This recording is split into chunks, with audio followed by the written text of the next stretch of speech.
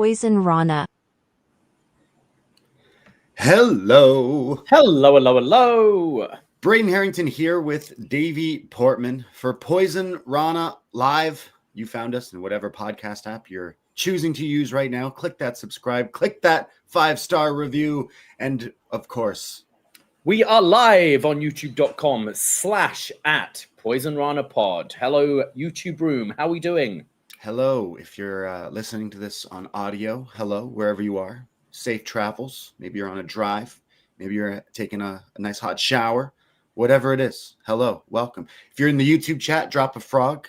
As per always, we love to see our frogs out there worldwide. But yeah, we're here to talk about some WrestleDream today. We're dreaming, we're wrestling, and yeah, the wrestling never stops every week. All in the name of Antonio Inoki, isn't it? Like he'd have loved that main event. Absolutely. He would have loved to see drowning. Yes. Potential waterboarding. Yes. I'm pretty sure he would have loved to see what Lou Thesz's late wife was up to. Yeah, you think why you think there'd have been chemistry there with Mrs. Thez? And I kept on reading it. Like I saw the image before because I was at a wedding yesterday, so didn't get to. I've only just finished watching this show, but I saw the image of what was her name, like Charlie Thez or something like that, and I kept reading it as Charlize Theron, and I was like, man, she's aged. Time's caught up on her. But no, it's Mrs. Thez. Ms. Thez.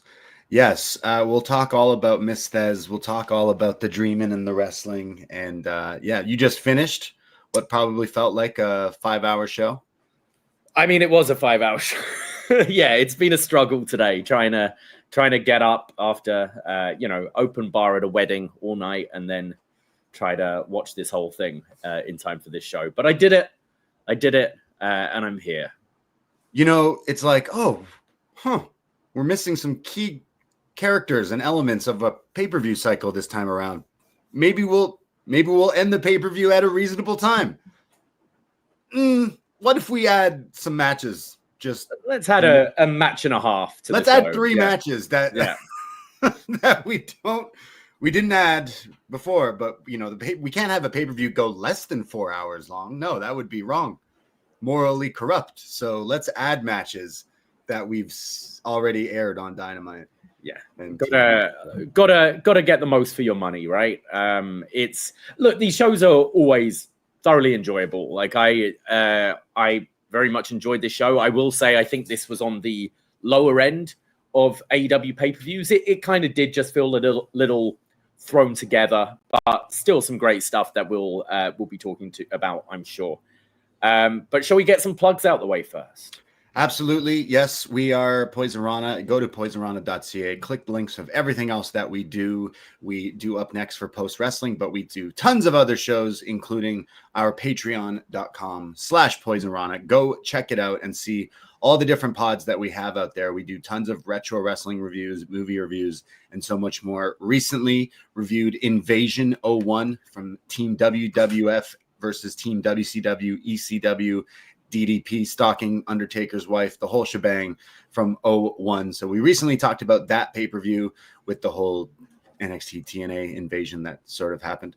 So that was a great throwback pod that we did. Also, it's spooky season, so we're going into full Halloween scary mode. We did a bunch of tadpoles in the Facebook group, and I mean, this week we'll be looking at Psycho, the original Hitchcock. No, we're not. No, not this week. No, we're doing Black Phone as picked by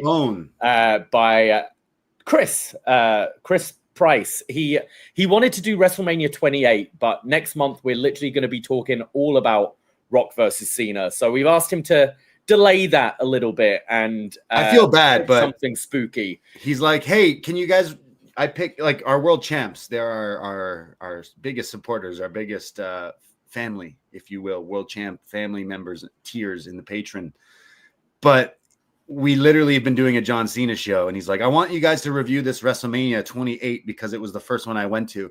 And in so polite words, Chris, get fucked. I'm not watching any more John Cena for the time being. So one day, Chris, we'll get to it. Yeah, But just right the now. timing of this show, we will next month be talking about The Rock versus John Cena, including this match. So, and I feel we've talked about that Hell in a Cell match a few times and pretty recently as well. So we will get to it. We'll do WrestleMania 28 down the line, but we promise, Chris. We asked Chris to try and pick something spooky instead. So with the new Black Phone coming out, which has been getting pretty good reviews, we're going to go back and watch the first one from a few years ago. So keeping in the spooky theme, we'll be doing that. Psycho will be reviewing the following week along with Halloween Resurrection. But we also are closing the tadpole for the Halloween Havoc review. And unfortunately, you picked Halloween Havoc 2000. Unfortunately. Yes. Did you vote? I did. I voted for 94. I wanted to see, I think 94 is the Coal Miner's Glove one. I voted for 2000 and then I undid my vote and it still won. So right. Oh no, 94 was the Hogan v Flair retirement cage match. Oh but yes, double retirement. This one is Goldberg versus Chronic in a handicap match. Booker T versus Scott Steiner, Sting versus Jeff Jarrett, and David Flair versus Buff Bagwell in a DNA First Blood match. This should be stupid, and I am looking forward to it. Yeah, I don't know what a DNA First Blood match is, but we did just watch Hollow Man. Oh yeah, for the Patreon, and like that deals with some DNA and First Blood and all that kind of stuff. So if you're someone who even knows what Hollow Man the movie is, this review is totally for you. I don't know why we have been infatuated with this movie, but we finally celebrated the 25th anniversary. Does it hold up? The short answer is no, but we love this movie, and you can hear us talk about it from just a few days ago on our Patreon. Yes. So Kevin Bacon. That was a lot of fun. Yes, heel Kevin Bacon, the Green Goblin in this film, kind of. Yes. So a lot of fun, a lot of spooky stuff out there for you to enjoy. I'm really looking forward to all these reviews we've got coming up. I think some really fun stuff. Definitely looking forward to watching some Hitchcock, something that I'm surprised we've never done before. So that is ticking off a bit of a bucket list thing, I think. And yeah, Halloween Havoc, Black Phone, and of course our yearly tradition of Halloween. Absolutely. Yeah. I mean, that one will be free, where every year we've been going through and reviewing the Halloween movies. So we will be talking all about Trick or Treat and so much more. But if you've never tried the Patreon, give us a shot. Patreon.com/Poisonrana. $5 a month to become a friend. I saw we got some new people this week as well. So always appreciate the love. Yes, can't do it without the listeners. And Davie and I, we are just two independent podcasters who do this, and it's awesome that we have people out there supporting us all over the world, and it's pretty cool and pretty awesome. So even if you like to support for free, we appreciate that too. But a like, a 5-star review, all those kinds of things can go a long way. So appreciate all the people out there. And it seems like there's wrestling every weekend. I don't know if, I'm sure, like me and you, we're in our 30s. We don't have kids. We have jobs, plural, like multiple jobs, but we still have enough time to be, enamored with this silly hobby of watching wrestling. But we've turned the hobby into pretty much part of our life with the podcast and stuff. But I don't know how people do it who've got like kids and I don't know, like stuff to do, because it just seems like every week there's wrestling. And because I say to my girlfriend last week, I had my Canadian Thanksgiving late this year, so my mom had plans and stuff. So I saw my mom yesterday. She made me some turkey. It was great. Nice. But then she wanted to hang out during the day, so I was like, well, that means that my night is kind of free. I guess I could meet up with the lads, and you were at a wedding, so I'm like gathering all the troops. All right, everybody, we're gonna get together and watch WrestleDream. And my girlfriend's like, there's wrestling this weekend too. And I'm like, yeah. She's like, is there just wrestling every weekend? And I was like, yeah, there really fucking is, isn't there? And I don't know if I think you told me to watch the new Family Guy Halloween episode, which was okay. But there was one joke specifically that I watched with my girlfriend, and now she's like, because Peter, Joe, and not Brian, Quagmire, like the whole Cleveland, gang Cleveland. They're all like to their wives, minus Quagmire, like, oh honey, we're all getting it together because we're going to the game. Yeah. And they're like, they don't even question it because it's just, we're getting together to watch the game. And she's like, is that how it is? He's like, yeah, there's wrestling this weekend. It's like, it feels like every weekend there's the game. And it's like, yeah. Yeah. I mean, last week we had Crown Jewel and TNA Bound for Glory. We've got this week. NXT next weekend. Oh, fuck off. Yep. Yeah, it is, isn't it? Never ends. Oh, my word. And then what? The week after that will probably be Saturday night's main event. Is it not? It is. Jesus. Isn't it? Halloween weekend, but then the first, I think, is their SME. So my word. Yeah. It never stops. It's tiring. It's exhausting. You got to pick and choose what you want to watch because there's just so much out there, right? Like, and considering people have interest in other things, how dare we as wrestling fans have interest in other things besides wrestling? But yeah, never ends. But we're here to continue watching wrestling because I'll say I love these AEW pay-per-views. They're so much fun, and like we like to get together and hang out with the friends and have some cold ones and watch the wrestling and stuff. But the one critique is like, why do I need to be sitting here for 5 hours? I don't need to be. No one's forcing me, but they do feel a little long. So my quick review in so many words, as you said, like you're probably rushing today to watch like what feels like over 4 hours of just nonstop wrestling. Did we really need the Demand versus the Hurt People? Did we really need like Mone versus Mina in a surprise match? Did we really need the FTR Jet Speed to open the show? It's just like, wow, why did we need it to go over 4 hours? I think as well, the thing is with this pay-per-view in particular is it's a lot of rematches. You know, we've seen Demand versus the Hurt Syndicate quite a few times now. We've seen, you know, this is Mark Briscoe versus Kyle Fletcher, number 5. We've seen Mina versus Mercedes before. A lot of these matches, we saw Brody, as fantastic as that tag was, we did see Brodito versus Takeshita and Okada just a week ago. So there was quite a lot on this show that felt like a repeat, and it did feel very much thrown together. Now, on the flip side, you got some of the best wrestlers in the world in these matches. So I thoroughly enjoyed it. But yeah, I think this one in particular, it didn't feel special. It didn't feel like, it felt a bit more of an obligation this week to watch it rather than like, oh, I'm pumped for WrestleDream. Chris in the chat is saying, it's really worrying how little attention this pay-per-view has garnered. You're only the second content provider on my feed during a review. AEW is stone cold at the moment.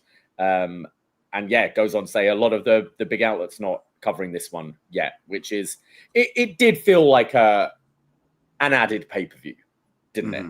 Like, yeah, a lot feels to be building up to Full Gear, especially with some of the finishes on this show.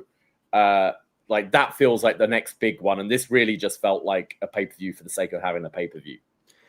It definitely feels like they've had one a month. And before, it didn't feel like that. You had maybe some spaced out stuff, some TV specials and stuff. But now it definitely feels like once a month, there's a pay-per-view from every company. And that's just the standard and stuff. But I wouldn't say Stone Cold, maybe not that word, Stone Cold Steve Austin, but I wouldn't say that. Like, there was still, decent crowd here. This was like 6,000 or something like that. They still have their fans and stuff, but I know what you're meaning. I think there's something more like media buzz about it. Like, sure. AEW had like great momentum going into All In this year. And I think it's struggling to find sort of an interesting story moving forward coming out of it. It still feels like we're in a bit of that like hangover after All In. You know, I think what's difficult is you've not really got, you don't have Swerve, you don't have Ospreay, don't really know what's going on with Kenny right now. We've got the whole Andrade situation, and it's trying to find. I feel they're trying to make good on Hangman's first reign, which was a bit of a letdown. But he really doesn't have the challenges. I mean, I think that doing this angle, you go, I guess you do run Joe and Paige back, because who else is on there on the heel side that really feels fresh until we get back to the like MJF cashing in that contract. So I think there are things like that. It's struggling to find its like big story at the moment moving forward. Yeah, that's fair. Like, it definitely feels like we're in that post All In, but now it's, you know, it's the end of October almost, and they're still in this like weird thing. So, and even the TV, I think the last couple of weeks, like people have asked, like, hey, was Dynamite worth watching this week? It was like, there was some really good wrestling on it, but I can't really think of anything you necessarily missed. It wasn't like must watch. Oh, there was this angle or this angle. It was just, yeah, there was some really good wrestling. Yeah. And there's always good wrestling. Don't get me wrong. But there is that like almost that bubble, that burst of like, okay, like I know I'm getting good wrestling, but is there anything, as much as we hate to, I mean, as much as we love to dump on WWE of like, all they care about is the moments and this and that, like, we could use a bit more of like a story and some moments. And I think we did get that because we'll go through the whole show in full. But watching this show, by the time Paige beats Joe, I said out loud to our friends, like, you know, something needs to happen here. We need like the wrestling is really solid, but something needs to happen. Fuck it. Joe, beat up Paige. And literally as the words came out, Joe just attacks him. I'm like, okay, there we go. There was a moment there where, whoa, didn't see that coming. Heel Shibata with his holding on to his brain, beating up people. That could be cool. So I was like, at least there was something there, but I wouldn't necessarily say a super newsworthy show, but as always, still solid when it comes to the wrestling. But as you kind of said, maybe not one of my favorite ones in recent memory. I wouldn't put this up there as good as All Out or maybe some of the other shows that we've had this year or last year or whatever, but not saying I didn't enjoy watching this. Like totally a fun show, like obviously, because I love their stuff. But I'd say if you were to compare it to some of the others, you'd be like, okay, maybe this one didn't hit as much. But as you said, there was so much rematches and matches that you kind of weren't really pumped for to begin with. So yeah, just a lot of wrestling. Well, shall we start at the beginning? Absolutely.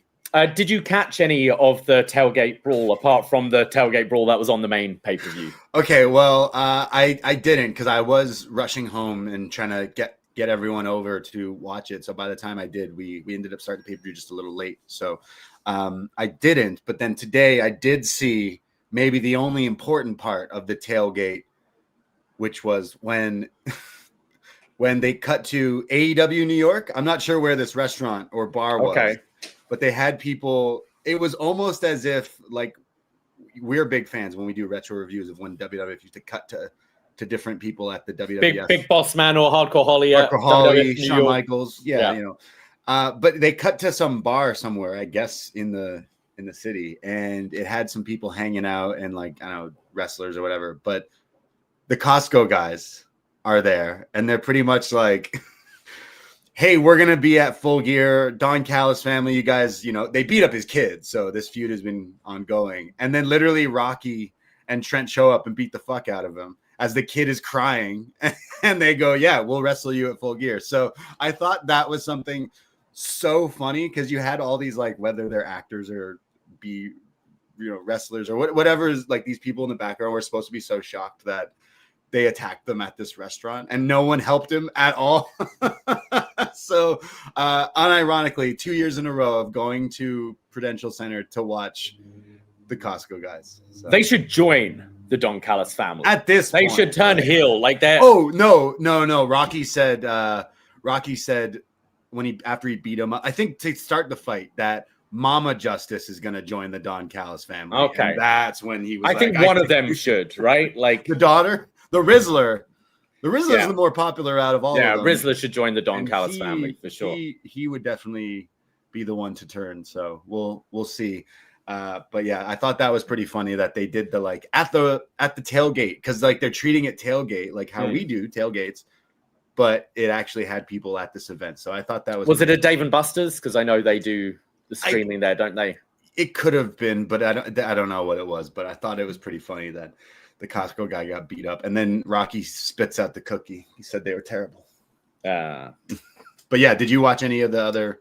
No, I really didn't have time.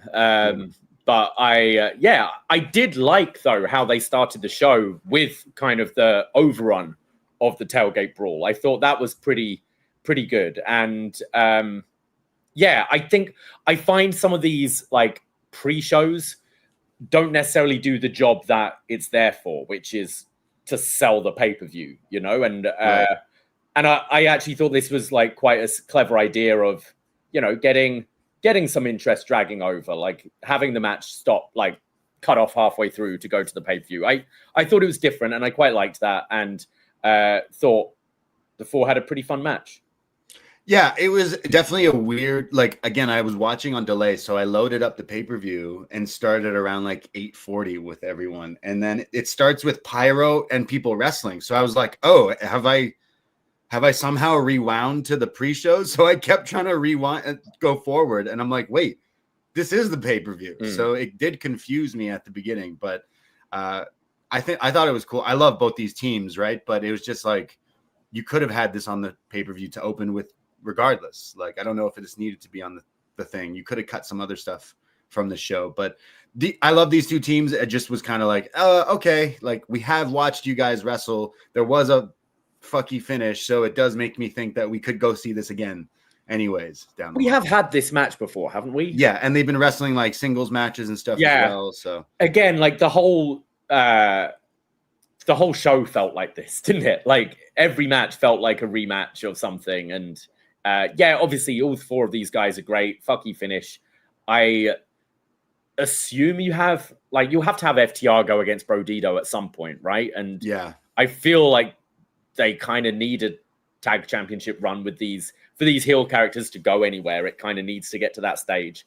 Well, Edge has got to finish filming whatever he's filming, and then he comes back. So maybe you have full gears FTR Brodito. Like, yep, you could do that. That definitely could be something that happens. So, but I do love Jet Speed. Don't get me wrong. I actually really like those guys. They make other people look real good. So I thought that was a pretty fun match, and like out the gate, they're already in the ring fighting while the pyro's going off. So yeah, it's like, oh, okay. So it was something different to start. Then what was it? We had Tekla versus Jamie Hayter. I think that was next on the show, right? Yes, this was technically the opening match, but not really because of that other tag match. But yeah, Jamie and Tekla, I like the gimmick was everyone banned from ringside, even the fans, just everyone not allowed to be there for this match. I think a bit of a shocker, Jamie Hayter going over Tekla. Like, considering Tekla's definitely got a lot of steam behind her. Loved Tekla's whole like design and her outfits and stuff, like this mask she comes out in, and then she had this like real furry jacket and everything's spidery. And one of our friends is like, I thought she's supposed to be a spider. Why is she dressed like a werewolf? I was like, tarantulas though are very hairy, so maybe that's what she was trying to be. But I think her gear is pretty cool. And then you got Jamie, who thinks she's in like the 60s or 70s or Brady Bunch or something. But I thought this went well, but I think it kind of didn't get to maybe the next gear that I thought it could go to. And I was pretty shocked that Jamie won. Yeah, I imagine there'll be, we still got blood and guts, haven't we, to build. So maybe Tekla gets the win back there. Sure. But yeah, I thought the match was fine, was heavy heat, pretty heavy hitting.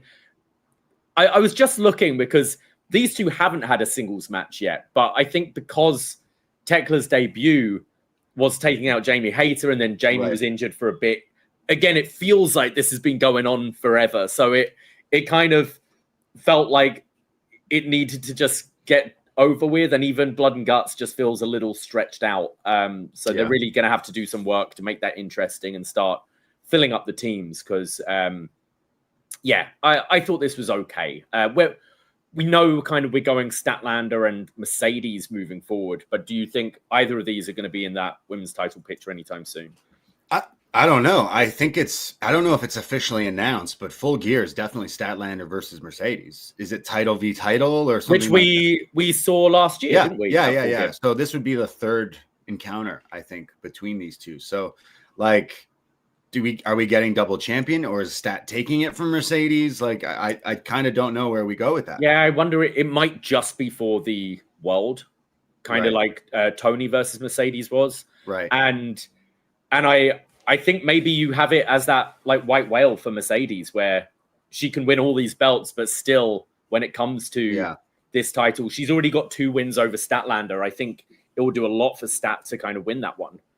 Yeah, possibly. But I know that's the match. So like, obviously we're going to have, we won't have a secondary, like a TBS title, but you could easily have Tekla or Jamie or some of the others, Willow, like you said, in there as well. But yeah, I wasn't blown away by Jamie and Tekla, but I am looking forward to seeing where we go with the Spooky Sisters versus Jamie and her friends. Yes. And then that kind of went straight into Mercedes Moné, an impromptu title for title match. Where Wait, wasn't that was later in the show? Oh, that was after the Tony. Sorry, yeah, I'm getting these women's matches mixed up. That's the other women. That was the other women's match. Yes. Sorry, what was next? Jurassic Express. There we go. Yes, the Craven the Hunter and a dinosaur taking on the financially, what was it? Financially $32.17, wasn't it?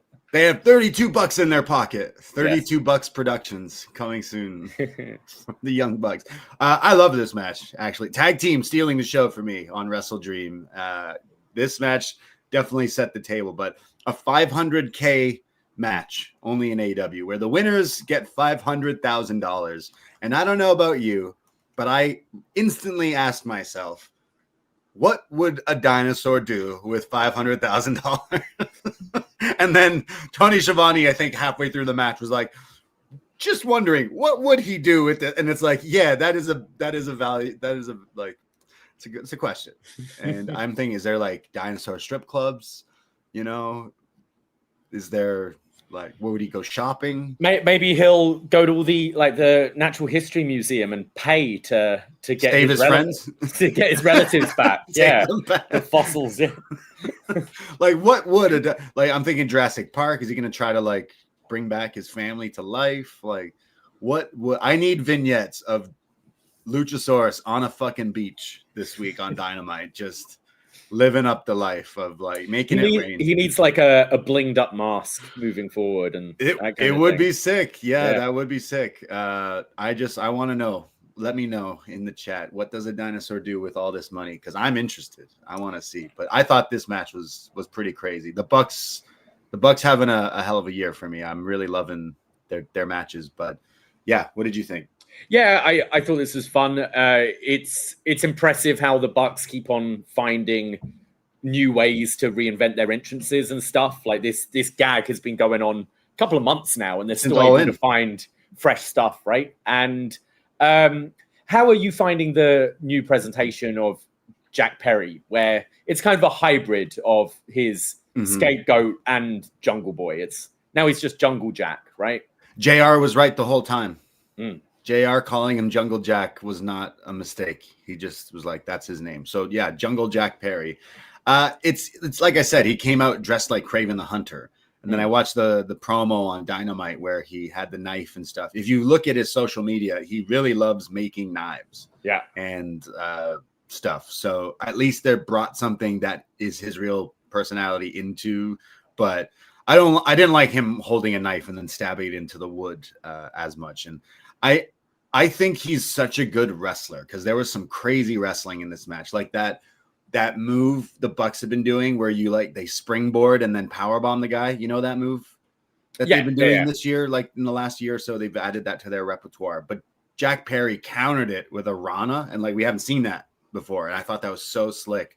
But there's something there that's not quite like when they tried with the scapegoat. It was maybe the promos, and he's been open in interviews and everything about promos and not being his forte and stuff. But I still feel like there's a disconnect of like how he can connect with an audience. But when he's wrestling, I think he's great. And I think he works best with Luchasaurus. So maybe that's why I like this so much. I thought it was a bit of an AEW season 1 throwback here where it's like, whoa, Jurassic Express versus the Young Bucks. Yeah.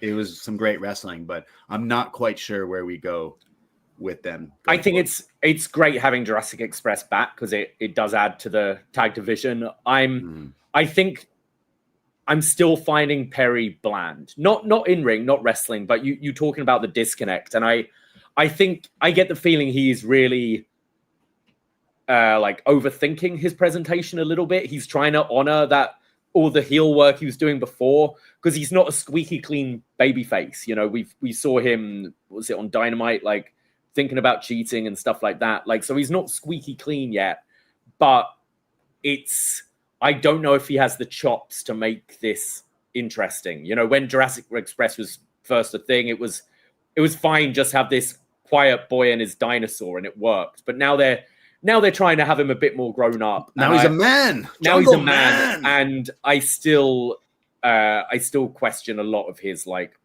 acting and charisma ability.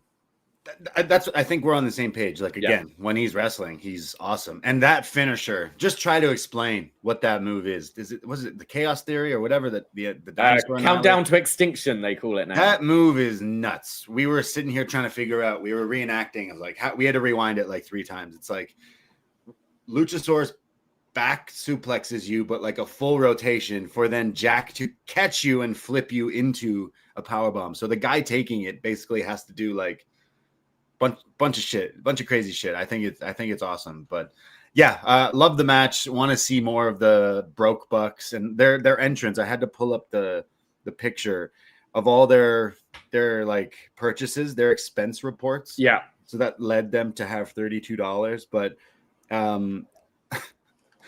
suits, sneakers, pyro, music, round trip to Nashville, boxing, Velcro wall, wrestling, party. Just party is one of the expenses. Horizon virtual reality, and that has the most money they spent more than anything. What the hell is Horizon virtual reality? And then miscellaneous and casino, leading them to $32. So they didn't need $32 isn't enough to have your entrance music. I guess not. They came out to no music. So I don't know what else they can do with them being broke, but I'm for it. You know what would have been funny with this $500,000 thing? And you're sacrificing the pop you had back at All Out. But with the money, Jurassic Express repurchase the song, right? And that's what they could have spent it on. Like Jack Perry giving them some money after was pretty funny. Like, here you go. Here's a one piece. Here you go. Here's a K. And then looking online today, apparently Jack threw some of the money, and then they had staff go around and collect it. They're like, sorry, we got to get, and they gave people like autographs and stuff. I was reading this on Twitter and stuff. People were like, yeah, they came back to get the money. So I guess Luchasaurus was not okay with Jungle Jack throwing his money away, but yeah. So we had the Don Callis family coming out after for the beatdown. The Bucks disappeared, and Kenny ran out to help his new friends, Jurassic Express. So still doing a bit of, there's still like this, are Kenny and the Bucks on the same page again? Are they going to be friends again? It's been a weird month for Omega. We've got the whole situation with Andrade, where apparently what reports are now that he can't wrestle for a whole year due to breach of contract. Like, I'd be very interested to see that go to a courtroom, because I don't know how you can enforce that with independent contractors. That, are they going to pay him for the year? I don't think so. So yeah, it's interesting. I don't know if he's like officially gone from AEW or not as the time we're recording this, but I'm sure there might be some reports and some more information about this. It does remind me of the Brock Lesnar New Japan stuff, but his was crazy, like 6 years or something, the verdict and all that, or whatever, the F5 and stuff. But weird. I hope he still shows up. Even, I don't know, fight it. Fuck, I don't know. It's funny. Like, they haven't mentioned him at all. No, have they? No, they dropped it so quick. So it's really, really strange. That leading me to believe something's, as of right now, they cannot have him on TV. Yeah. So they completely pretended that never happened. So, I mean, in the long run, when he finally does appear, you can go to that Kenny match, sure, but for right now, they just pretended it didn't happen at all. But it's weird considering you added matches to this show. Like, I do wonder, like, Kenny's health. It's I don't understand. He's on TV, and then someone takes him out, and then it's like, yeah, he's away for a while. He's got to heal up, and then he just appears for a Dynamite match, and then goes fucking ham in the matches, and then it's like, I'm actually injured. But it's still been he's only done tags, hasn't he? Yeah. I'm trying to think. Yeah. Like I thought you could have put Josh Alexander and Kenny Omega on this show.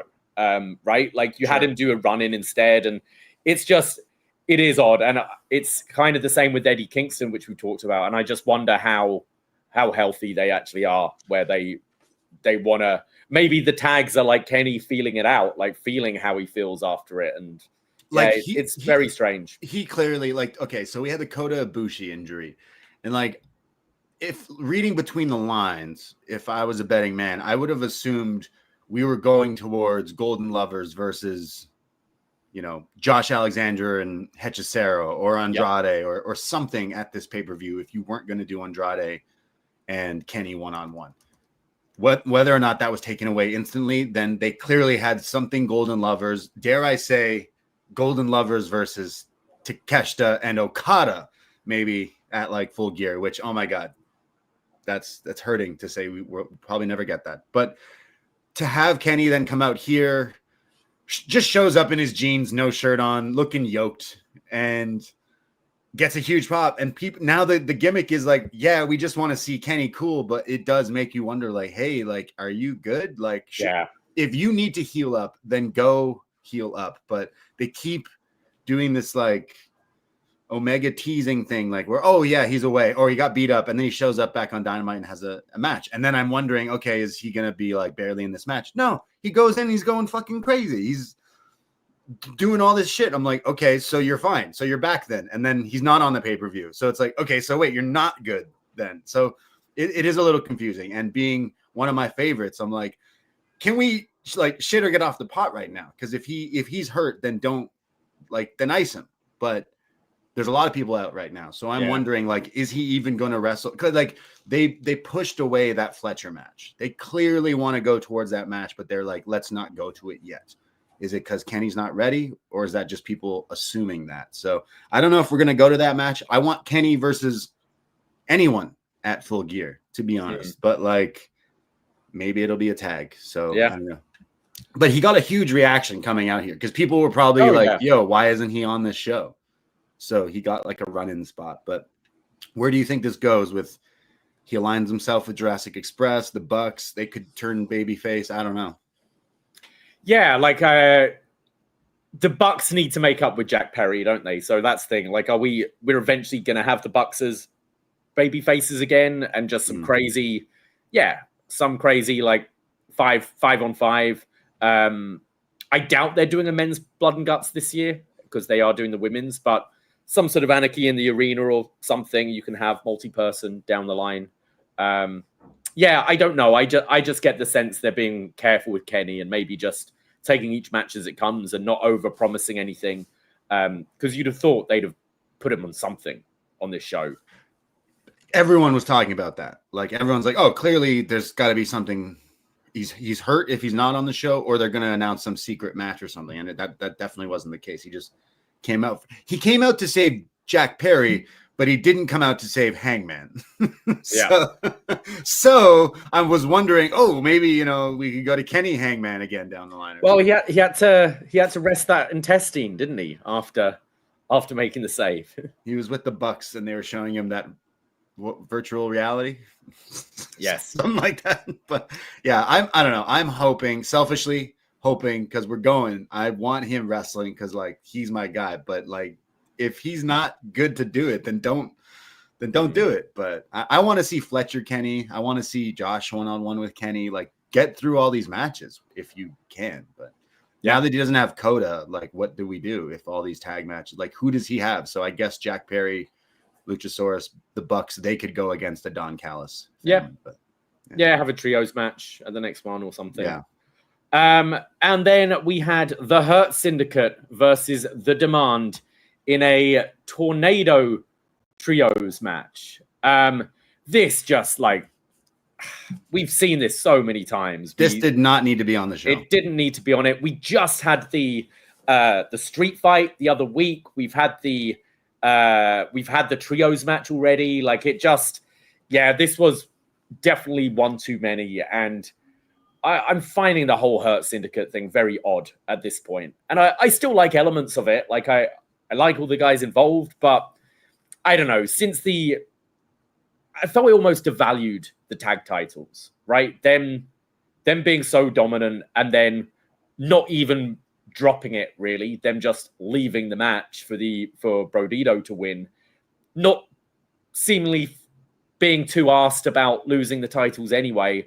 And just this ongoing feud with the Demand where essentially they've all just traded wins anyway. So it's bizarre. It's weird. It's weird. I didn't even know this was on the show, actually. And I was like, what? Why?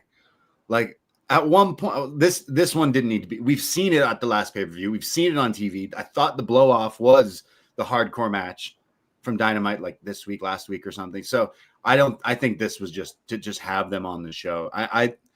I want the Demand to work. I hate the name. It's just a name, whatever. The guys are pretty generic. I've been loving Ricochet in AEW, but this isn't necessarily working for me. And the Hurt people and these guys, it feels like I've already watched them wrestle so many times that I did not care about this match. And so apparently the Hurt Syndicate now are the number one contenders to the trios titles. And I had to take a second to be like, who the fuck are the trios champions anyways? Oh yeah, it's those guys who are in the main event. So it's like, or the opposite. Joe is going for another title. And Joe's going for the world title. So it's like, fuck. All right. So a little messy there, but I'd say zero interest in kind of both these units at the moment. Because Hurt Syndicate are going to beat the Ops for the titles, and then they're just going to beef with Ricochet and the Demand anyways again. So kind of like, really, does this have to be here on the show? I feel also the trios titles are not needed anymore. Yeah. You know, do a King of Trios tournament once a year or something like that to do that. But like these, as you said, you forget who the champions are because Joe is focused on the world title. And after the angle on this show, we know we're going to be getting another rerun of that. So when is this trios match happening? And I mean, is that a division you end up putting Kenny with Jurassic Express maybe to keep him busy with something? I don't know. But yeah, Hurt Syndicate need to change something. Like I thought they had such great momentum. The stuff with MJF was great, but that was dropped cold. And now they're just in this loop with the Demand. And Demand end up losing the feud. So is it elevating them? I don't know. Like, we're going to go back to this match. If they have the trios titles on one of these teams, they're going to feud over it because they're two teams of three. So, but yeah, I'd say this could have been on Dynamite and would have saved some people. That maybe this, like at All Out. I like all these wrestlers involved, but it's just not working right now with whatever they're trying to do with this team and stuff. But for All Out, like if you've ever been to an AEW show, they're a lot of fun. They're awesome. They're not even that expensive. But you have to pick and choose when to take your washroom breaks or your smoke breaks, your eating, your snacks, beers, whatever, because it is just go, go, go, go. It's not like WWE where there's 7 minutes of commercials before a local commercial and then an ad for like it. No, it's straight match into match into match. You're going to miss something unless you are actually absolutely psychotic and don't leave your seat for 5 hours at all, which I'm sure there's people who do, but you have to pick. And at All Out, a lot of people got up to go to the washroom when the Hurt Syndicate and the Demand went out and wrestled, including ourselves. And if I was at this show yesterday in St. Louis, I'd probably have went to the washroom during this match as well. And I'm like, that's just it's fucking like 17 matches or something. You got to go to the washroom at some point. Yeah. Well, then we had Kyle Fletcher defending the TNT title against Mark Briscoe in their 5th encounter, the rubber match. Yeah, I mean, we've seen this is another rematch. This is the 5th encounter between these two, but they've had a pretty awesome series, and I'd say this one definitely delivered. Like they were doing some real hard hitting stuff, but I feel weird with Fletcher. I feel like this wasn't the right move because you gave so much momentum to Briscoe with the MJF match. You're trying to rebound Fletcher to losing to Hangman for the world title, the gimmick saying you're not ready yet. And then since that, it's kind of weird for him to bounce back, even though he's this TNT title, which TNT champion, which is another title that just doesn't seem like it really matters at all. So I had a hard time really getting into, like, I just didn't believe Mark Briscoe was going to win this. Not that the title necessarily matters, but I'm wondering where we go with, like, Fletcher. Like, what's the next? He needs something a bit more juicier. And Briscoe, I just felt like this was two trains on some tracks going in the right directions, and now this kind of derails what you could have had with Briscoe here. I like the match, don't get me wrong, but yeah, I like the match. These two have great chemistry. Like all 5 of these going right back to what the Continental Classic, or was it the Owen last one of the two has been great. But I think Briscoe, he has had a bit of momentum. He loses a lot of the big matches. Okay, he won at the last at All Out against MJF, but I almost think he should have won the title here. Fletcher feels above the TNT Championship at this point, and I wonder if you could have just done it in a way where, you know, Don Callis interference goes wrong, and it's a bit of a banana peel moment. So you can have Briscoe win, you give him that win, and then Fletcher comes out of this being even madder, like even more aggressive and angry, and just kills people in his next few matches. And then have him teetering on that main event level, like having another shot at the title down the line.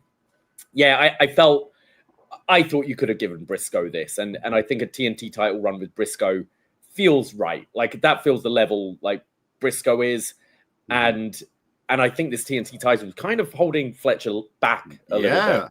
Yeah, absolutely. Again, I think the match was good, but it just didn't have, I don't know, the story of it. I just feel like Fletcher is definitely capable right now of going into that next upper echelon, and so is Briscoe. I mean, I know you really love that MJF match, and this feels wrong of having both guys kind of in this position when I think they could have been doing something a bit better. But I don't know. I like this match, don't get me wrong, but it didn't stand out for me and didn't necessarily have like all the hype behind it. But I still love both these guys, and I do love Fletcher, and I don't know, like, again, the Kenny match could be something that could be like, you know, match of the year candidate, but there's for some reason flinching on when they want to pull that trigger. So I don't know what other matches, like, if it's not Kenny and Fletcher at Full Gear, who would you put him with?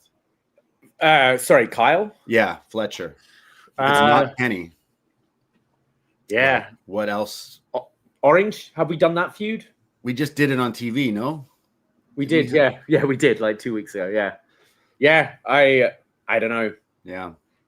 Like a Swerve Fletcher down the line. He's out right now, but like, I'd say Eddie Kingston, but he just seems on a different planet at the moment. Yeah, with his booking, and but he'd be a level that you could get good promos with Eddie and Don Callis and all that going forwards. But yeah, I'm not sure with Fletcher what's next. Like the Don Callis family, they're gonna have to figure out what's happening with their people, but they have a lot of titles. Like, I wonder if Fletcher does eventually move back up to the world title picture one day, but not quite sure. But yeah, I mean, once you've done the Takeshita Okada feud, that's a match you could go to, right? Fletcher and Takeshita. Definitely been waiting on that one. I've been calling for that one for a while. Like, oh, I can't wait to just see them fight each other. But one day we'll get there, hopefully this year. But yeah. Then we had Chris Statlander defending the AEW Women's Championship against Timeless Toni Storm. Yeah, this one was good, but I don't know if it necessarily lived up to expectations, maybe my expectations. There was some really good back and forth. I like how Stat had a lot of Tony's stuff countered, even the Storm Zero, where she like did the handstand pop up out of it into like, yeah, that was cool. That was really nice. I think maybe the finish was like that submission or near the finish where she had her in that hold for like what felt like a long time. It was probably only like 30 seconds, but what felt like a few minutes. And then, yeah, I don't know. Like, I love Statlander, and I've been in her corner since the day she debuted of like, whoa, this person's great. She should be a big star. And now she's won the title. And I'm like, okay. I feel like she's taking iterations of all the stuff she's done and now throwing it all at us at the same time. Because it feels like, dare I say, she doesn't know who she is. Because she's like, alien jokes, seriously gonna hurt you jokes, I'm the champion jokes. And like, again, I love this wrestler. I couldn't wait for her to finally become a champion. And then now that she's finally done it, I feel like it was done in such a sleazy way. Like, you pinned the champion, but you did it in a 4-way, and then you rematch here. And I thought the match was just okay. Yeah, I agree. I find it's like they had a moment with Statlander where they could have struck, and I think would have been a huge moment. I think a year ago, even the Mercedes feud, which were really good matches, and I think people were really behind Statlander there. Whereas I feel everyone likes Statlander, but I don't think there's that like thirst for her right now. That's a weird word to use, but do you know what I mean? Like, I don't feel like the clamor from the crowd, like, oh, I'm really excited about seeing Chris Statlander. And I found her just, again, like a little bland. Even in the press conference we went to, like, she sounded a little timid, I thought, and just, I don't think she knows what her character should be at the moment either. And yeah, I don't know what can necessarily turn it around. I think in general, babyface champions are difficult to book, and I think that's been a struggle in AEW the whole time. Is how do we book these babyface champions? How do we make them interesting? And I think they are struggling with Stat here. She should have turned heel with the Death Riders in hindsight, like.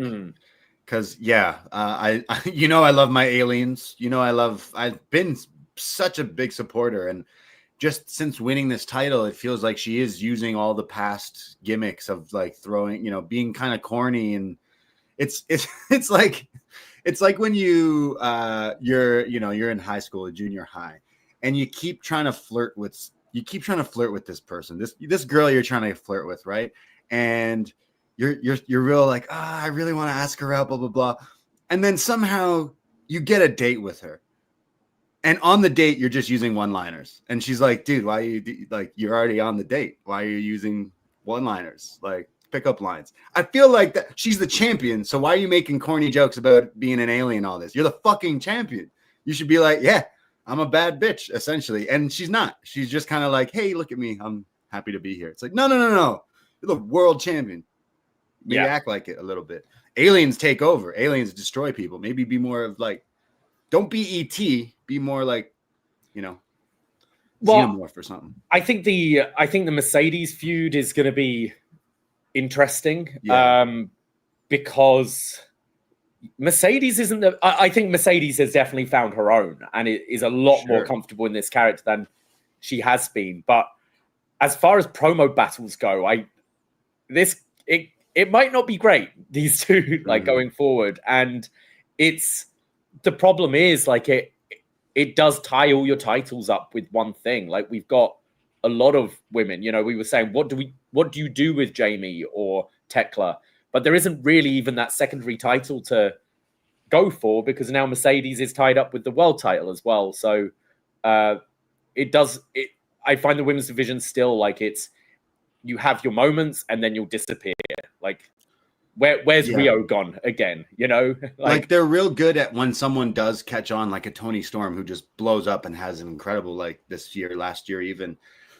But then now we lean on her, and we've been leaning on her, and then you try to put someone else in her place as the champion, and it's so far as kind of not. I know it's only been a month, but it's like, oh, okay, the star power doesn't necessarily feel as strong as your home. Dare I say, Toni Storm sure was a name before AEW, but homegrown star character of everything. So maybe we just, like, is Statlander seeing how, like, weird the character work of Timeless is, and is like, yeah, I'll just do the alien stuff again. And it's like, maybe people are thinking that, but I don't know. I'm hopefully, I think Mercedes and Stat could have a real good encounter this time around again, because, like, I love their matches before. So I know that match will be good, but it's just kind of weird how we're getting there.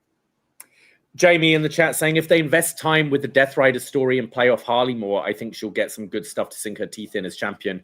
Yeah, I think a heel turn probably would work for her. Taking out Harley, you can rerun the feud with Willow down the line.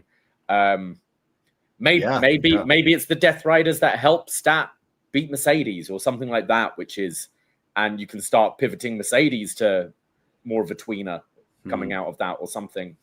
Yeah, I don't know. I wouldn't have Mercedes lose to Stat personally, but we'll see. Like, is it for Stat's title or is it for the TBS title? Right? I think it's for Stats, but maybe both. Right. We'll see. It's not officially announced. Oh, it is officially announced. Okay. For AEW Women's World Championship. Right. So Statlander's title. Gotcha. Interesting. The only other match announced is Big Boom versus Roppongi Vice. So. Right.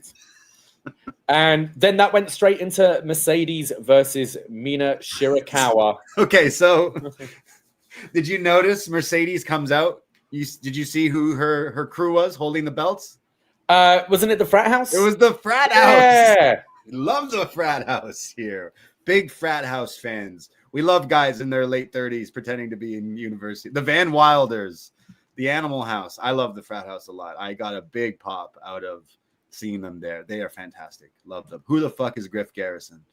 Loved seeing that. She is hilarious with the belts and everything. I mean, I don't know. We're recording this. It's almost 4:00 p.m. In a few hours, she's going to be what, 12 belt Mone? Is it the match for Jody Threat tonight? Yeah, is that it? Jody Threat versus Mercedes in Winnipeg, I think it is. So very interesting, very cool. So she's getting her first Canadian title. We need her. We need her to come to Toronto, but Winnipeg also cool. But yeah, all these belts. She comes out kind of interrupting Statlander here, and I guess that's what first sets off this match. But then Mercedes then calls out someone to have a match, and you're just like, the one pay-per-view. Can we just go 3 hours something on a pay-per-view? Do we need to go the full 4-5 hours? Of course they do. So out comes Mina, and they have a match. Yeah. And it was fine. Don't get me wrong, but no one was believing. But we have seen it before. No one is believing that Mina is taking this title, especially on zero notice. Yeah. And you are looking at the time. You are looking at the other matches still to come. Yeah. I found it weird Mercedes didn't have a match on this show. I'm surprised she didn't have any. Yeah. Like, she hasn't had a feud, has she? Her story is just that she's belt collecting right now. Yeah. I love hearing Mina's theme song, so that's okay. Yeah. But I don't know if this needed to be on the show. I think just a standoff. Mercedes calling out Statlander, I'll face you at the thing. But the reason for this was to set up Mina and Tony with their moment for what I presume is the tag title tournament for the women's tag title. Yes. So that's definitely why they did this, to get them back together, so to speak. But yeah, Mercedes and Statlander announced for next pay-per-view. I think that's the good move. Yeah, so they said they're announcing the brackets this week. So I mean, I imagine the final will be Mina and Tony against Julia and Sky Blue. I would think that makes the most sense. Yeah. And then that can lead into Blood and Guts as well. So I maybe see Tony and Mina joining Jamie Hayter and Queen Aminata and that to make up those teams. Sure. So they have those a bunch stories. Of teams. Yeah. Like they're gonna have enough teams. They're just making them if they have to. But they definitely have enough women on the roster. And over the last few years, there's been teams and friends and stuff like that, like Taynara, like Ty and Anna Jay. Ty J, I don't know, Willow and someone. Like there's all different options. I loved the fact that Mercedes wrestled Friday night, Saturday, and Sunday night, and they did reference it on commentary. But she was wearing her Selena gear, like the movie. J-Lo playing Selena, and apparently at the arena in Mexico on Friday, she came out to Selena's music as well. So I thought that was pretty fucking sick. So respect the culture. But Mina Mercedes was a match I didn't necessarily need on a paper. No, to be honest. But hey, we got to see the frat house. Yeah. And then we went on to Bro Dido taking on Konosuke Takeshita and Kazuchika Okada for the AEW World Tag Team Championship. Oh, yes. This was the show stealer for me. This was definitely my match of the night. Like I said earlier, the Bucks and Jurassic Express definitely set the table for tag team matches, definitely being my favorite, stealing the show. And Takeshita Okada, this little sibling rivalry has become my favorite thing in AEW, and it kind of sort of all came to a head here, but left a little bit of room to tease you until we can finally get it. But this was the only match I've watched twice because I woke up today. I had some time before we were recording. I know you were trying to catch up, and I was just like in my brain, like, I need to rewatch this. I kept thinking about all the crazy shit that happened in this tag match. So I think everyone that was over last night agreed that it was the best match on this show. So really love this. There was some crazy stuff, like the just Takeshita beating on Brody, some of those German suplexes, the Blue Thunder Bomb. Oh like, man, the bastard driver into the wheelbarrow German was just ridiculous. Crazy. Like how you don't get a hernia or just rip your abdominal muscles or whatever from doing that. It's nuts. Yeah, I mean, Takeshita's my ace, and seeing him come out with the IWGP, even though it's the Butterfly Divas title, I'm still like, yeah, look at this guy. Look at this fucking beast right here. But this was one of my favorite matches this year. Like tag team, this hit so good. Like you had LeBron and Jordan with Okada and Takeshita as the tag team facing Brodito, who've become like, I don't know, one of everybody's favorite teams. I thought all four of these guys meshed so well together, and I've now watched this match twice, and yeah, it hit. But the story was like the story of the middle finger, and then Takeshita being like, wait, are you saying fuck me or fuck you? And he's like, no. Well, yeah, kind of. And then he hits him with the Rainmaker, and he does like, oh, I'm so sorry. And then gives him the finger. And I felt like that was one of the biggest pops of the night because everyone watching, like you and me, are like, whoa. He finally hit him. So like, is this happening? Full Gear? Is it happening? I hope so. Yeah, please? I think there was an opportunity to maybe put the tag titles on them and do the sort of that Golden story Lovers. And stretch it out till World's End. But I think the fact that we've had them lose this match here, you had the Rainmaker hit, the flipping him off and all that. I think this should be Full Gear, which would be fantastic. But what I took from this as well is just how this tag team has elevated both Brody and Bandito. Like Bandito is definitely on the lists for best wrestler of the year, I think. And absolutely. You know, he had a couple of injuries when he came into AEW, but he was very much just hey, this guy is cool, but then would lose against Chris Jericho in a TV match. Whereas now I think they're actually protecting him, treating him like the star he is. And I actually think this was the first time watching this match and seeing Brody in there with Okada and Takeshita, where I could see Brody as a world champion down the line.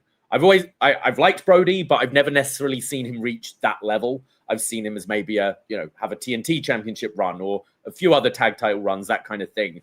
But seeing him mix it in there with both Takeshita and Okada, I was like, yeah, I can see it. I think he'd be a great babyface champion down the line that a lot of people would get behind. So, I love this match. I think they've done a great job with Brodito. And actually, it's the most interesting Okada's been in this company. Yeah, that's exactly it. Like, I think by the time this year ends, looking back, I'll be like, oh, wait, actually, Okada was great for me. Like, he's playing this dickhead heel who's making those American dollars, and here it's finally working. Like, the middle finger stuff is so easy, calling people bitch, but now I cannot wait for Takeshita versus Okada. Like, those two to get like face each other, but seeing them wrestle as a tag team was crazy. Some of their combos, the power drive knee and the Okada drop kick combo was nuts. This match was awesome. This was the show stealer for me, and I knew it was gonna be. But I love Brody, I love Bandito. I think both of them could have an even better year, and I don't want them to lose the title. I don't want them to split up. I don't want Brody to beat them. I just want them to continue this right now. But I am so hyped if we were to go to Takeshita Okada. Like, I think you could do it at the Tokyo Dome too. I know Takeshita's got the Goto match, but I foresee him beating Goto, and I think Takeshi's going to be main eventing the Big Egg in Tokyo on January 4th. But the question is who? And let's say Okada beats Takeshita at Full Gear. You could rematch it potentially for that. You think Takeshita beats Okada at Full Gear? I think Okada beats Takeshita, maybe the Don Callis, and that's when like he's totally out of the family. and then you rematch it now for the IWGP at the Tokyo Dome. If there's this is just me in hindsight, hoping and praying that New Japan can come to a deal with Okada. But then wouldn't that be weird? Is it if New Japan gets Okada and it's not for Tanahashi's last match? So it is kind of like, what do we do? And I'm sure they're moving pieces around, but Takeshita needs a banger an opponent. And I'm sorry, but none of the newer cast of crew of people in New Japan are good enough. So they could put in like, Tsuji or whoever. I don't think it'll be as good, but I could be wrong. But like, I'd much rather see like a big heavy hitter take on Okada, and maybe the fans won't like it there. But I think we're building it up in our head, but like, it's probably not going to realistically, like I'm excited to see Okada versus Takeshita, but I didn't love the Okada Omega match. Like I haven't loved his singles stuff in a while. So I hope it's like the Okada of old taking on Takeshita and it's an absolute banger, but there is still a little like concern that maybe it's not as good as it should be with the way Okada's been recently. I love this match. He played his part for me perfectly, and I definitely can't wait to see them face at Full Gear. But I'm wondering, does Takeshita just full on leave this family? Like he's got to at this point. And then we'll go to Takeshita Fletcher, maybe early next year or whatever. And I'm sure that could feed some families. But yeah, this was the match for me. This one definitely made it worthwhile checking out. The tag team wrestling is alive and well in AEW right now. And it kind of wasn't only a short while ago. It was like, I don't know what other teams, but now Bro Dito has become one of the baddest teams going. So love it. And then we had the AEW World Heavyweight Championship, the men's AEW World Championship. Hangman Adam Page taking on Samoa Joe. You knew right away this not main eventing was meaning there's potentially going to be murder or death in that I Quit match, which there would be. So it made sense to put this on at this time. But and the TV as well was very much the I Quit match felt like the main event, right? So I think we were like sort of defending the setup of this match a few weeks ago, where it seemed like it was just Joe being mad at Hangman for dropping the title on the trios title and handing it to him. And then basically Joe being like, hey, I lost the title, but you never beat me and yada, yada, yada. I beat you in that triple threat. So it does kind of make sense that we would go to this match. And I thought this was pretty great. Like their styles meshed really well together. Heavy hitting big tractors of men, aren't they? What did Hangman call him? A big ham of a man or something like that? That probably is why Joe turned heel. What did you fucking call me on Dynamite? I eat what? I really like this. I think it didn't get to like your maybe epic Hangman main events that we've seen in the past, but I actually still really like this. I love watching Samoa Joe, and I was screaming at the TV like something needs to happen on this. This is weird. Why did Joe lose like this? Joe, beat the shit out of him. And then Joe is like, yeah, I'm gonna beat the shit out of him. So I like that we're gonna go back to this. I think my one problem with this match was it was kind of like Joe is a babyface, lovable guy. Hangman's babyface, lovable guy. They both have a little edge to them. And when it was clashing, it's like one of you needs to be the dickhead here. And they've answered that, and I think the rematch will actually be a whole lot better. But I still really like this match. Yeah, you can then add a stipulation on it and stuff like that. Yeah. So like the 3 buckshots was pretty crazy. Like Joe is like King Kong getting the 1 buckshot, and he's like walking around drunk, and then the second, and then the third finally. So I think the rematch will be a lot more interesting going forward. But I still I think my only problem was, Joe wasn't heel to begin with. And maybe it didn't go like to that next gear fully, but Full Gear, they'll go to that next gear. Yeah, I really enjoyed the like how quickly they were able to heat up this match. I thought the initial angle was really well done. I loved the following week with the face-to-face. I thought they really dropped the ball with it this week. And what was it? Just Hangman on commentary for a ops match. I thought they really phoned it in this week with the build, and it firmly cemented this as the second from top match, I think, after this week's Dynamite. Yeah, I like the match. I like both guys. I thought their styles went well, and I think it makes a whole lot of sense that you continue this, especially how quick this build was. as you said, I don't think I liked it going into this match with the babyface thing, but now this is the introduction, and now we're getting into the main story. Yeah. Now, the thing is the Ops this whole time have been fighting the Death Riders because of, the cheating and all that sort of stuff. It's how do you make the Ops as a heel group different from the Don Callis family and the Death Riders? And I think that's a big challenge they've got to do is how do you make, what is their motivation moving forward? Why did they turn heel? And what are they getting out of this? Another gripe I would have had is I think I would have had Hobbs and Shibata be like, whoa, what the fuck are you doing? And like disintegrate this team. Like, I think Joe doesn't need these two guys on his side.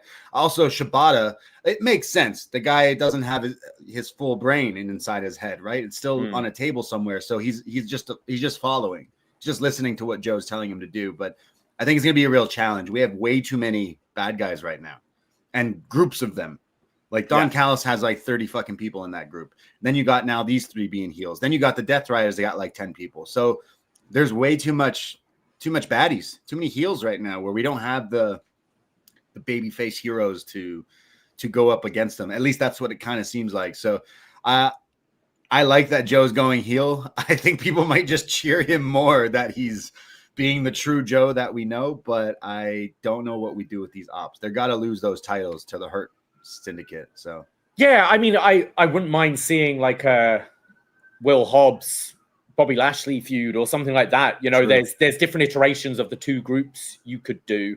And yeah, I hope like Hobbs has been always just part of a group, hasn't he? Like going on. And I would like if this heel run could bring something out of him that we haven't seen him before. Like I actually think he's got some charisma on the mic that we haven't necessarily seen a whole lot of. And I would like to hear a bit more from him rather than just be like the silent brooding heel in the group. Have him talk more, try and get a bit more character out of him and see how we can make this group different. Yeah, I want to see where they go with it. Again, Shibata being a heel is just going to be weird. He just needs to kill. He just needs to murder people, kick them in the head. I think they need to lose those titles, though, to then move forward to Joe versus Hangman 2. And I think it's kind of like when Kevin and Cody had the match, but Kevin Owens wasn't fully heel yet. Yeah. Like what, last year or something? Yeah. And it was like, cool, it was a good match, but something was missing. And then they went to the feud again in the ladder match and was like, oh, there we go. That makes a lot more sense. So it's kind of like that with Joe and Hanger. So, I mean, Full Gear, the second one, they should no DQ or something where they both get into a bit of a nitty gritty. I see Chris Jones in the chat saying, calling it now. The only reason they did this is because Joe is winning. He cannot lose now.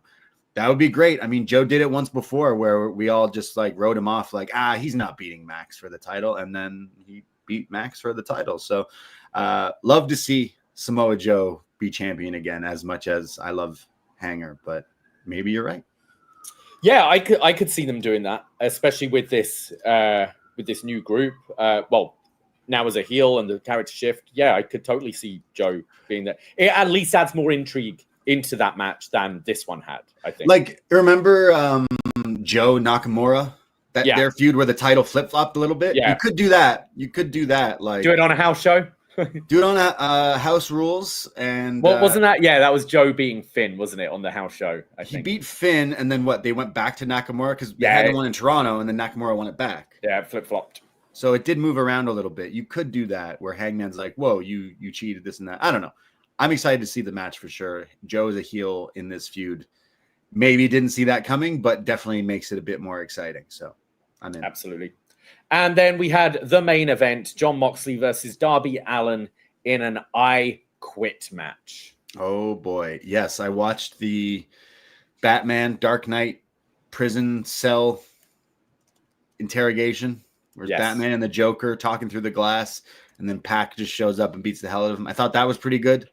Man, cool. Every time, I still can't get over this look for Pac, because when I didn't know who it was. When he attacked in the prison, it was like, oh, is that a prison officer who Moxley's paid off? Oh no, it's Pac. There were so many times in this match as well where I just thought he was ring crew.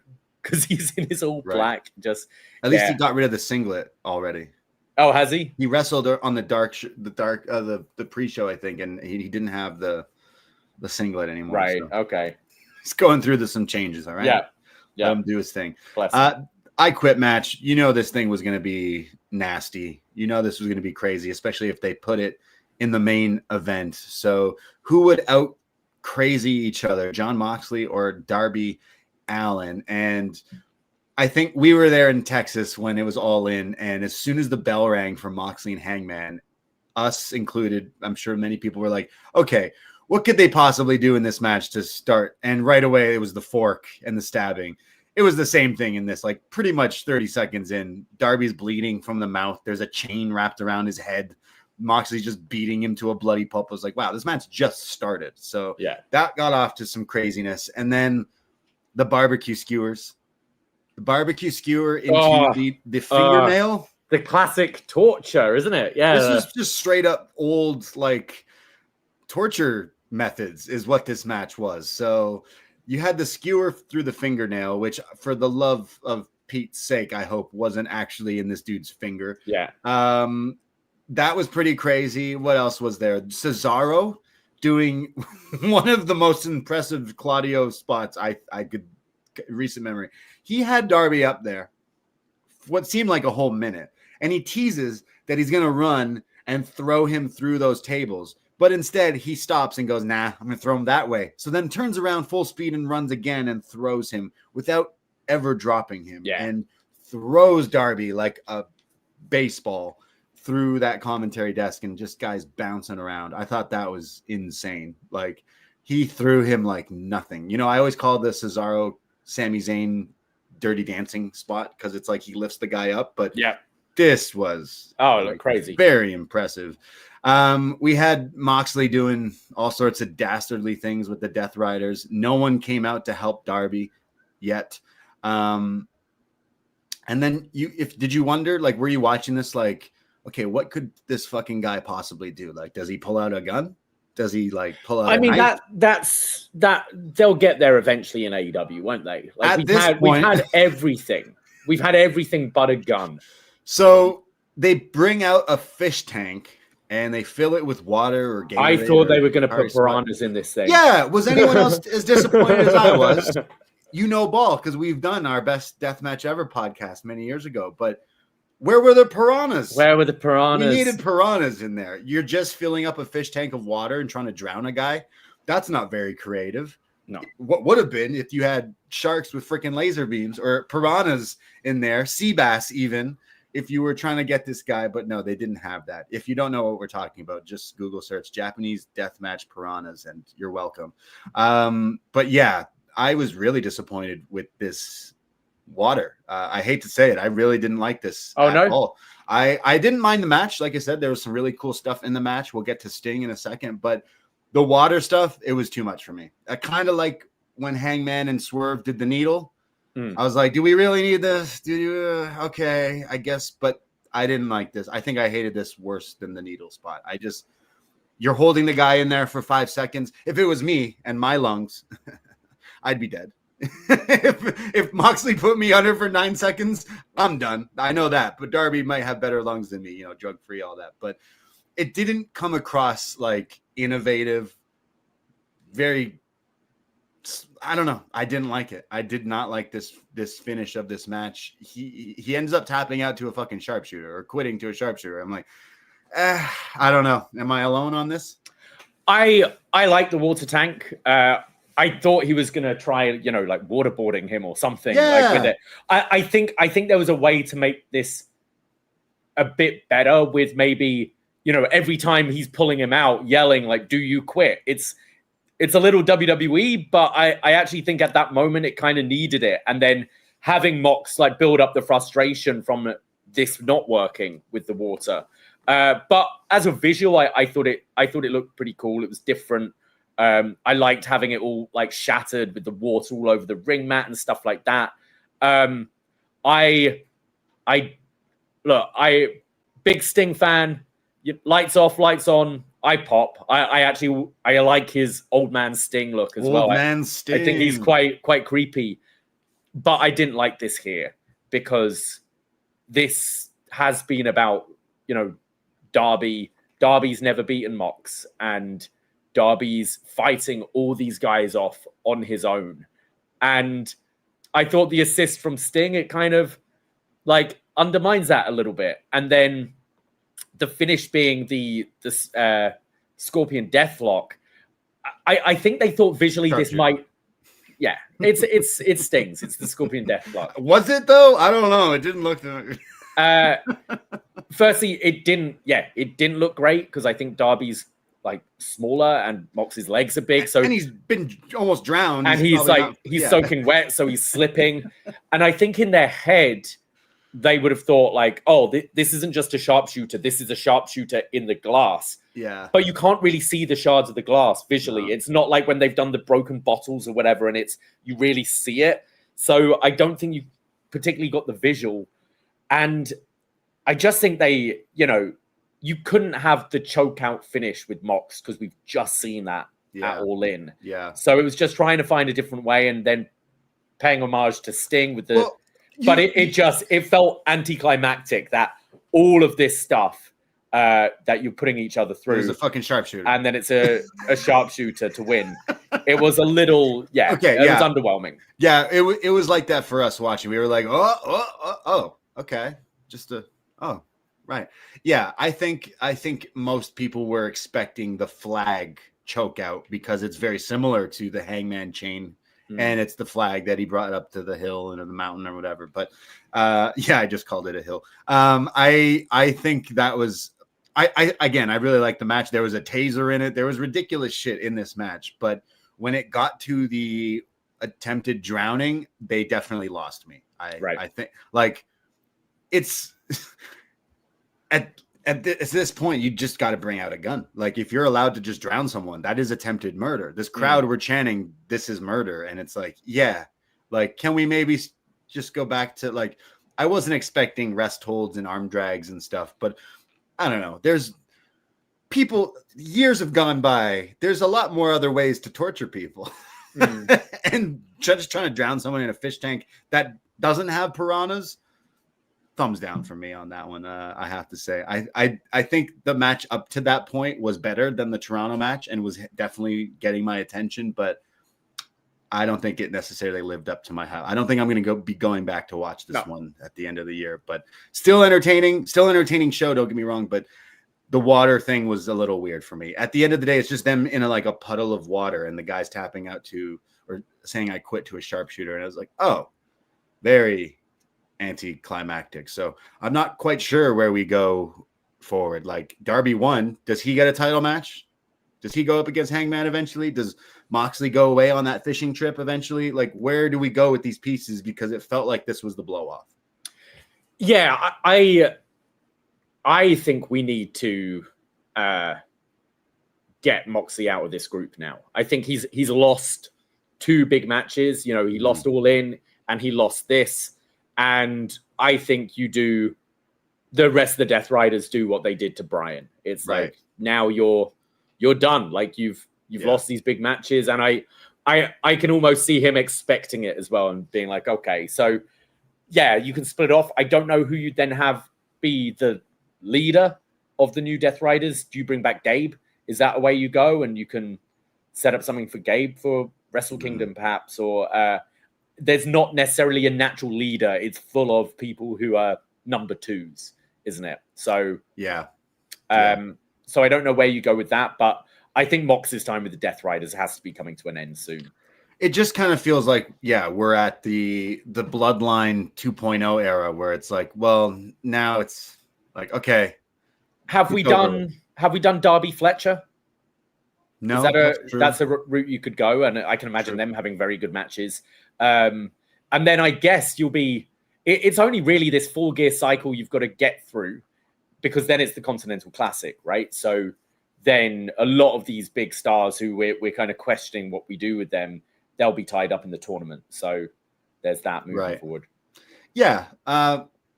This WrestleDream, this wasn't one of my favorite AEW pay-per-views for sure. I think if I were to pinpoint my favorite parts of this show was definitely tag team match, Brodito, Takeshita Okada. I liked the Bucks and Jurassic Express. I liked Hanger and Joe as well. I liked everything. I'd say I loved the tag title match. And then there were a few things that I was like, this feels like a bit of a collision main event on a pay-per-view kind of thing. So not one of my favorite pay-per-views, but still really enjoyed it. Still definitely worth checking out. But I'm looking forward to maybe ramping up a bit, putting the foot on the gas a little bit more for Full Gear. Pardon the pun, but yeah. Yeah, this was a thumbs in the middle show. I enjoyed it. There wasn't necessarily anything bad on the show, but nothing particularly blew me away. Like I'm not going to be even the tag as good as it was. There've been better tags, better matches in AEW this year. When it comes to tag matches, the only one is really maybe the Bucks Swerve Ospreay that comes to mind. Like that one was still up there, but that was in a different league to this one. Like I like this match, but it's not going to be on any of my lists at the end of the year. This show was just in the middle. If there was piranhas, it would have been a lot better. Would have gotten thumbs up if there was piranhas in that fish tank, but instead it was Gatorade. I'm sure that one was a Gatorade jug, and I'm sure Gatorade watching like, whoa, you're trying to kill someone with our Gatorade? Whoa, we don't like that. But yeah, looking forward to some of the Joe turning heel or Stat Mercedes. We know that's where we're going for the next pay-per-view. I assume Takeshita Okada, which please, for the love of God, make it that match. So we're kind of already in good shape for that next pay-per-view cycle, which should be pretty good. So hopefully a little bit more of a step up from this one. But yeah, there we go. Agree, disagree. Let us know about WrestleDream, and all for the spirit of Inoki. Yes, absolutely. Waterboarding, tasers, he fucking loved it. He was like, yo, keep at it, bros. You guys are cooking. Literally. Yeah, there you go. WrestleDream. Let us know if you agree, disagree, and what matches you think might be happening for Full Gear. Definitely excited to see that. But yeah, there you go. Dynamite this week, they have announced Okada versus Bandito, which sounds fucking great. That sounds awesome. That sounds great. So I'm definitely in on that. I think there was some trio match advertised as well, a few other things. So looking forward to where we're going with that, and we'll see what happens on Dynamite this week. But there you go. There's our AEW chats. Is there anything else we should talk about today?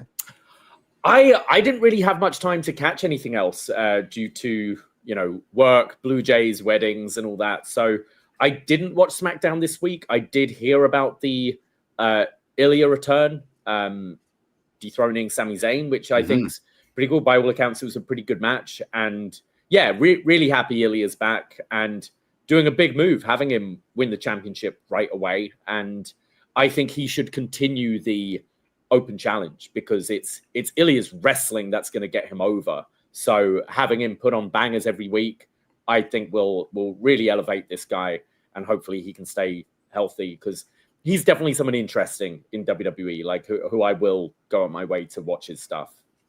I hope they continue that open challenge. It's weird that they had Sammy lose so soon, but like clearly Ilya being back, they want to put the rocket to him that we've missed for the past while. Like he's definitely been missed. I didn't see that coming with him just coming out, especially to face Sammy, putting Sammy in a bit of a weird spot. It was technically a distraction finish. You had Bloodline lore continue with Solo coming out, distracting him, which cost him the match essentially. Right. So I assume they had other plans for Sammy, and that's why they moved the title off of him. But if it was up to me, I would have had Sammy lose this title and then somehow get him in the title picture on Monday nights because they're down a person with Seth and stuff. So, I mean, I wonder if he's going to move across there. There's definitely going to be some shuffling of the deck with Seth being out. And I guess we'll find out tomorrow what's happening with the championship moving forward.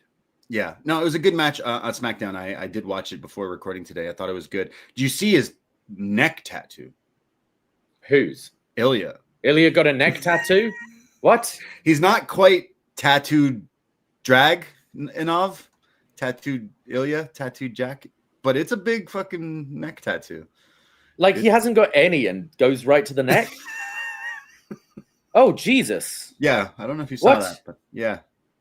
It's kind of scary. It's intimidating. Bizarre. Yeah, it looks like a broom. No, he's the czar. Yes. Yeah. Yeah. It's just, did you say it looks like a bruise? Yeah. It looks like a giant bruise on his neck.